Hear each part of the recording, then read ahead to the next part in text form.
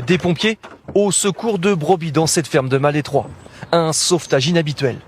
Équipés de 3 embarcations, ils sont venus délivrer les animaux cernés par les eaux. Pendant plus d'1 heure, les soldats du feu ont effectué plusieurs traversées. On procède à l'évacuation de 60 brebis qui étaient isolées par les eaux. L'idée, c'était de pouvoir les sécuriser au cas où l'eau continuerait de monter dans les prochains jours. Surpris par la montée de la rivière, c'est l'éleveur qui a prévenu les secours. Ce soir, ces bêtes dormiront au sec et en sécurité. On a plusieurs points où on les parque parce qu'on sait qu'on inonde et du coup là on a été pris de court par la météo. On pensait pas que ça allait monter aussi haut, donc du coup on était sur un point qui était un peu plus bas. On a préféré jouer à la sécurité. Depuis mardi, le niveau de l'Oust ne cesse de monter. 7 habitations sont inondées dans le bourg.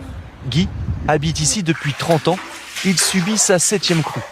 Le lit du canal, normalement, il est à 1,40, 1,45. Donc, vous voyez, là, on est à 3,18. Donc, ça fait plus que doubler la hauteur normale du lit de l'Oust.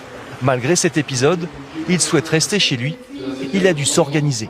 On a eu moins de 10 cm, en fait. Et vous voyez, on avait tout préparé. Le piano est remonté, le lave-vaisselle est enlevé, tous les tiroirs sont enlevés. L'an passé, à la même période, la commune avait déjà subi un tel phénomène. Cet après-midi, dans les rues, l'eau se retire doucement. Le niveau de la rivière a baissé de près de 20 cm. Une accalmie, mais la cellule de crise installée en mairie reste activée. Nous avons activé la réserve et nous avons aussi un roulement d'élus à la mairie avec une ligne spéciale 24 heures sur 24 pour intervenir. Selon la ville, le niveau de l'eau devrait se stabiliser ce week-end, mais il pourrait de nouveau augmenter la semaine prochaine sous l'effet de nouvelles pluies.